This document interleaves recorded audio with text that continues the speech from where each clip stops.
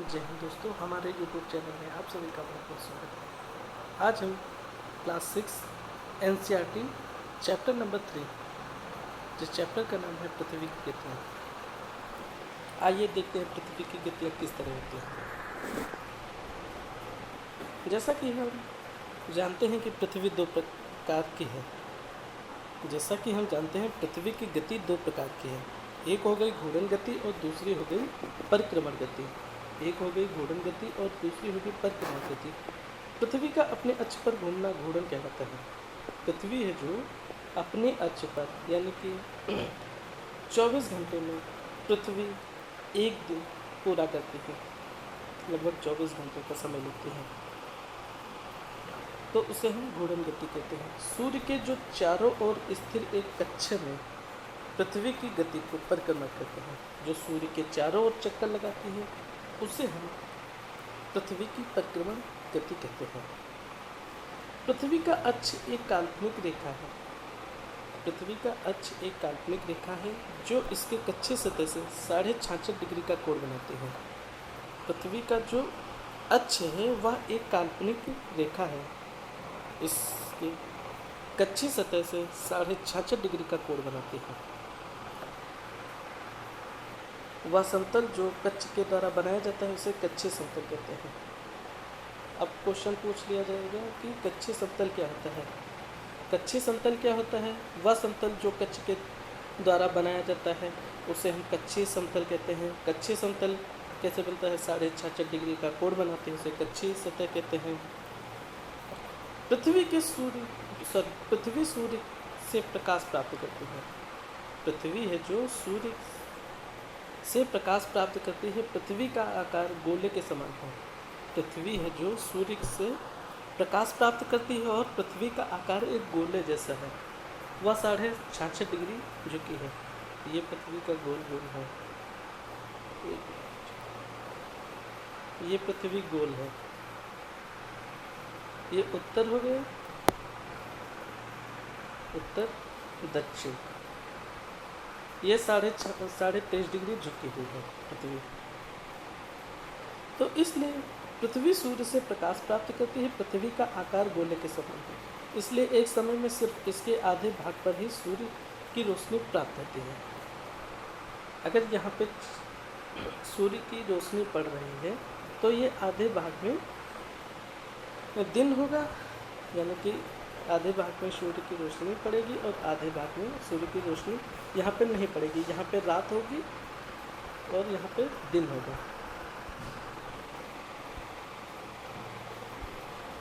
तो इसलिए समय में सिर्फ इसके आधे भाग पर ही सूर्य की रोशनी प्राप्त होती है। सूर्य की ओर वाले भाग में दिन होता है, जबकि दूसरा भाग सूर्य से दूर हो जाता है। सूर्य की ओर वाले भाग में दिन होता है और दूसरा भाग दूर हो जाता है। रात सूर्य से चमकता हुआ है। ग्लोब पर वह वृत्त जो दिन तथा रात को विभाजित करता है उसे प्रदीप्ति वृत्त कहते हैं। प्रदीप्ति वृत्त किसे कहते हैं? प्रदीप्ति वृत्त इसे कहते हैं ग्लोब यानी कि पृथ्वी पर वृत्त दिन रात को विभाजित करता है। यानी कि ये पृथ्वी हो गई, एक तरफ दिन हो गई, इधर रात हो गई, तो दिन रात को विभाजित करता है, उसे हम प्रदीप्ति वृत्त कहते हैं। यह वृत्त अक्ष के समान साथ नहीं मिलता है। चित्र 3.2 में देख सकते हैं। पृथ्वी अपने अक्ष पर एक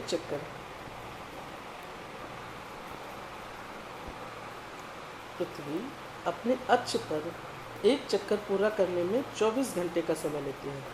पृथ्वी अपने अक्ष पर एक दिन पूरा करने में 24 घंटे का समय लेती है, लगभग 24 घंटे, वो भी पूरा नहीं 24 घंटे। 23 घंटा 56 मिनट 23 घंटा 56 मिनट लगता है। 6 घंटा हम जोड़ते हैं, 23 घंटा 56 मिनट, 6 घंटा नहीं 56 मिनट। घूर्णन के समय काल को पृथ्वी का दिन कहा जाता है और घूर्णन के समय काल को पृथ्वी का दिन कहा जाता है। घूर्णन यानी कि पृथ्वी अपने अक्ष पर घूर्णन करती है, पृथ्वी अपने अक्ष पर घूमती रहती है, उसे हम घूर्णन काल कहते हैं। या पृथ्वी घूर्णन के समय को पृथ्वी की घूर्णन के समय काल को पृथ्वी दिन कहा जाता है। पृथ्वी की दैनिक गति होती है, इसे हम दैनिक गति भी कहते हैं। पृथ्वी का अक्ष का झुकाव ये 23.5 डिग्री झुकी हुई होती है, 23.5 डिग्री झुकी हुई है।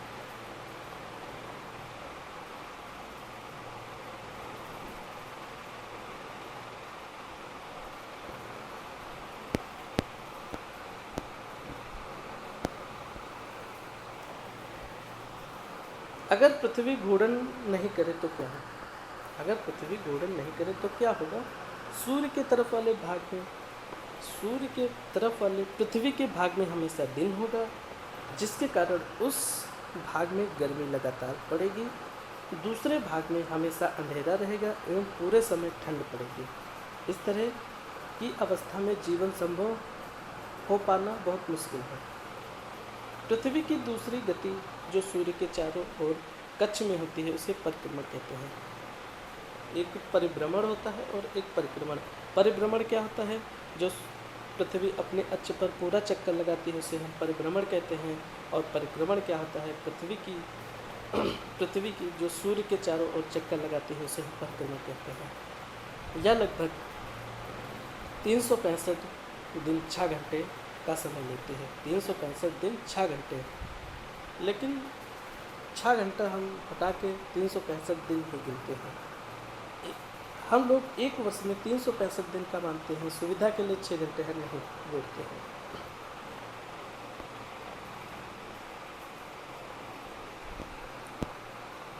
ये देखिए, सूर्य हो गया, ये पृथ्वी, ये सूर्य के चारों ओर एक साल भर में चक्कर लगाती है। पृथ्वी है जो सूर्य के चारों ओर एक साल भर में चक्कर लगाती है, तो उसमें डेट भी दे दिया गया है।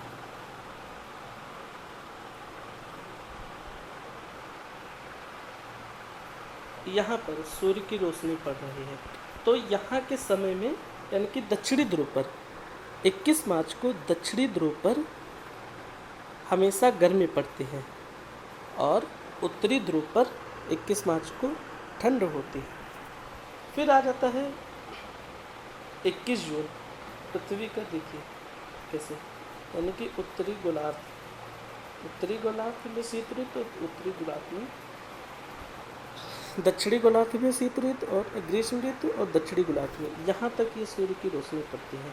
तो उत्तरी गोलार्ध में उत्तरायणात कहते हैं इसे।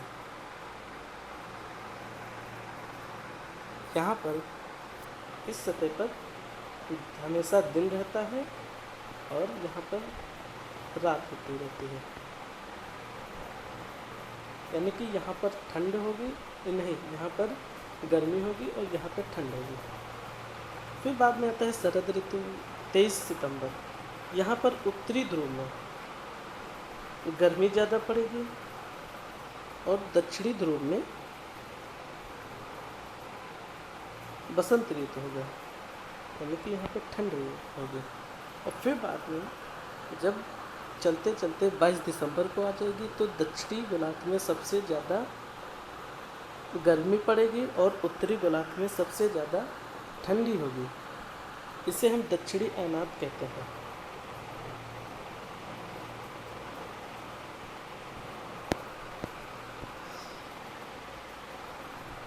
चार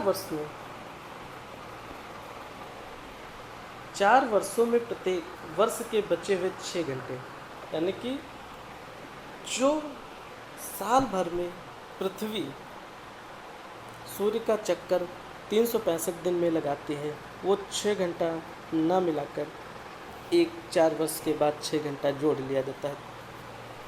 6 गुणे 4, ये यानी कि 6 घंटा हो गया, ये 4 वर्ष हो गया, यानी कि 6 चौक 24 यानी कि पूरा एक दिन। इस तरह 365 दिन होते थे, इसको मिला के 4 वर्ष में मिला के 6 घंटा इक्वल करके 24 घंटे हो जाते हैं, यानी कि एक दिन, यानी कि 366 दिन हो गए। तो 4 वर्षों में प्रत्येक वर्ष के बचे हुए 6 घंटे मिलकर दिन यानी कि 24 घंटे के बराबर हो जाते हैं। इसके अतिरिक्त दिन को फरवरी महीने में जोड़ा जाता है। इस तरह फरवरी 28-29 से होते हैं ना, तो दिन के समय में अब फरवरी के महीने में जोड़ा जाता है। इस प्रकार प्रत्येक चौथे वर्ष में फरवरी 28 माह के बदले 29 दिन का होता है। फरवरी जो है 28 दिन के बजाय 29 दिन का होता है, एक 4 वर्ष का। ऐसा वर्ष जिसमें 366 दिन होते हैं उसे लीप वर्ष कहते हैं। ऐसा वर्ष जिसमें 366 दिन होते हैं उसे हम लीप ईयर कहते हैं या लीप वर्ष कहते हैं। पृथ्वी दीर्घ वृत्ताकार पथ पर सूर्य के चारों ओर चक्कर लगाती है। पृथ्वी है जो दीर्घ वृत्ताकार सूर्य के चारों ओर चक्कर लगाती है। पृथ्वी पूरे कक्ष में एक ही दिशा में झुकी हुई है। पृथ्वी पूरे कक्ष में एक ही दिशा में झुकी हुई है, यानी कि 23.5 डिग्री पृथ्वी झुकी हुई है। ये अपने अक्ष पर भी ऐसे चक्कर लगाती है और सूर्य के चारों ओर भी ऐसे चक्कर लगाती है। इसके बदले सामान्यतः एक वर्ष को गर्मी, सर्दी, वसंत एवं शरद ऋतुओं में बांटा जाता है। इसलिए ऋतु में परिवर्तन सूर्य के चारों ओर पृथ्वी की स्थिति में परिवर्तन के कारण होता है। जो ऋतु में परिवर्तन होता है वो सूर्य के चारों ओर पृथ्वी की स्थिति के कारण होता है।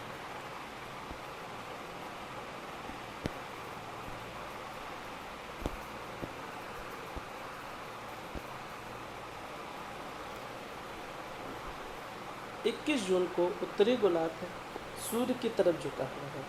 21 जून को उत्तरी गोलार्ध सूर्य की ओर झुका है। सूर्य की किरणें कर्क रेखा पर सीधे पड़ती हैं।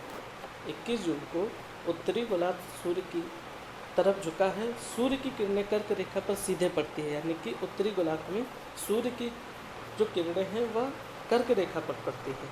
इसके परिणाम स्वरूप इन क्षेत्रों में ऊष्मा अधिक प्राप्त होती है, यानी कि गर्मी ज़्यादा होगी। ध्रुवों के पास वाले क्षेत्रों में कम ऊष्मा प्राप्त होती है, क्योंकि वहाँ सूर्य की किरणें तिरछे पड़ जाती हैं। ध्रुवों के क्या, उत्तरी ध्रुव और दक्षिणी ध्रुव।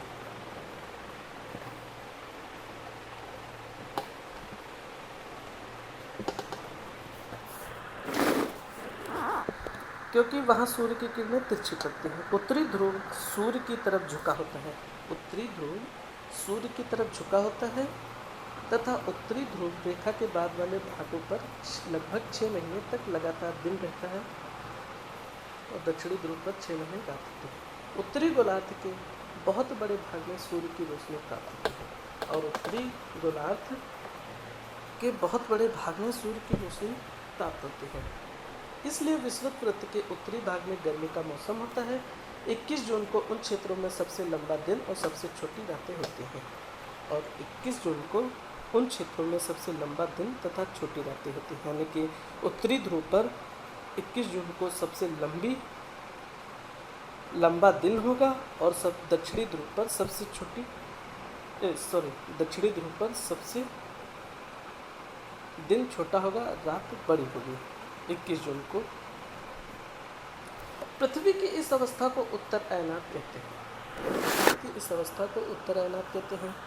22 दिसंबर को दक्षिणी ध्रुव के सूर्य की ओर झुके होने के कारण मकर रेखा पर सूर्य की किरणें सीधी पड़ती हैं, यानी कि ये पृथ्वी हो गई, ये हो गई कर्क रेखा, ये हो गई मकर रेखा और ये हो गई विषुवत रेखा।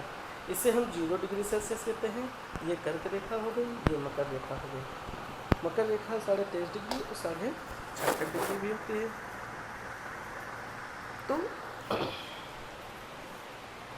तो 22 दिसंबर को दक्षिणी ध्रुव को, यानी कि दक्षिणी ध्रुव के सूर्य की किरणें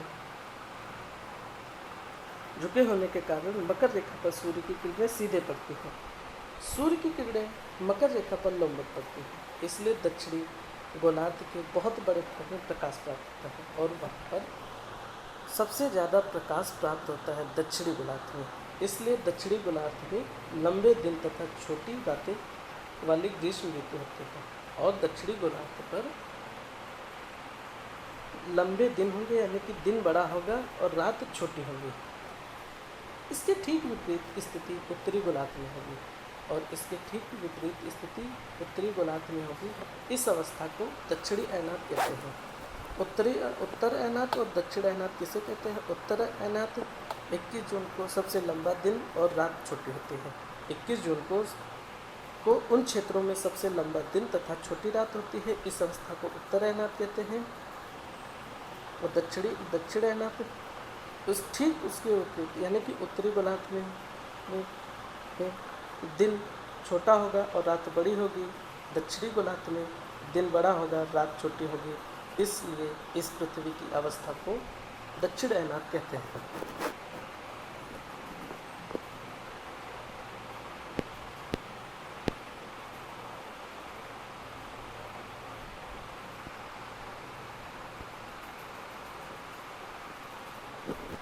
क्या आप जानते हैं ऑस्ट्रेलिया में ग्रीष्म ऋतु में क्रिसमस का पर्व मनाया जाता है? 25 दिसंबर को क्रिसमस डे मनाया जाता है। तो उत्तरी गोलार्ध में 25 दिसंबर को सबसे ज़्यादा ठंड पड़ती है और ऑस्ट्रेलिया दक्षिण में पड़ता है, इसलिए वहाँ पर सबसे ज़्यादा गर्म होती है और वहाँ पर सीधे किरणें पड़ती हैं दक्षिणी गोलार्ध में। तो इसलिए वहाँ पर गर्मी होती है 25 दिसंबर को, यहाँ पे ठंड होती है 25 दिसंबर को। 21 मार्च और 23 सितंबर को सूर्य की किरणें विषुवत वृत्त पर सीधी पड़ती हैं। 21 मार्च और 23 सितंबर, यानी कि ये हो गया पृथ्वी हो गई, ये 23.5 डिग्री झुकी हुई है। ये हो गई कर्क रेखा, ये मकर रेखा और ये विषुवत रेखा, जिसे हम 0 डिग्री सेल्सियस कहते हैं। तो यानी कि इस अवस्था में कोई भी ध्रुव सूर्य की ओर नहीं झुका होता है। यहाँ एक मिनट,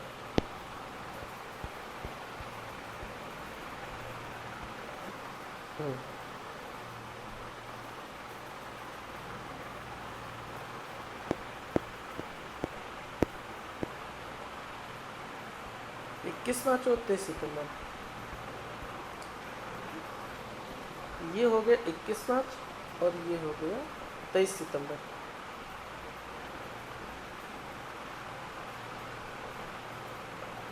ये हो गई 23.5 डिग्री। ये यहाँ तक मतलब कि किरणें पड़ेंगी, नहीं पड़ेंगी।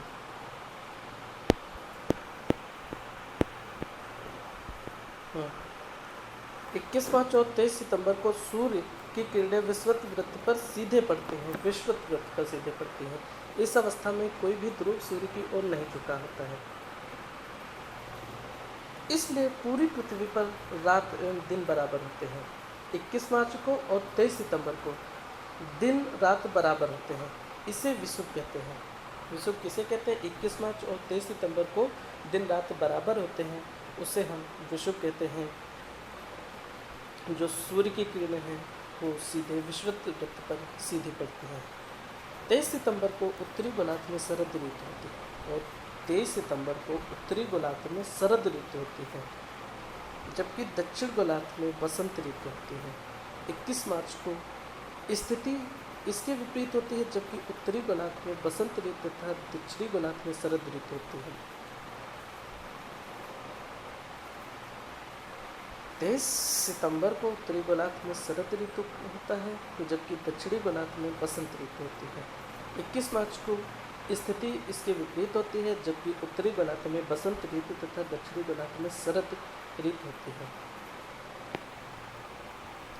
ये सब किस प्रकार होता है? पृथ्वी के घूर्णन और परिक्रमण के कारण दिन रात तथा ऋतुओं में परिवर्तन होता है। पृथ्वी के घूर्णन और परिक्रमण तथा ऋतुओं में परिवर्तन होता है।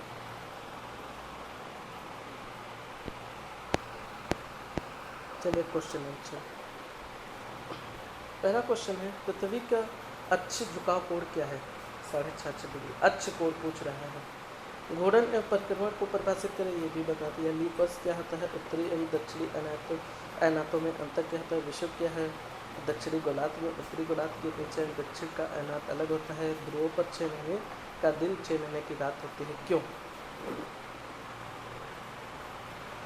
फिर आता है सही उत्तर चिन्ह कीजिए।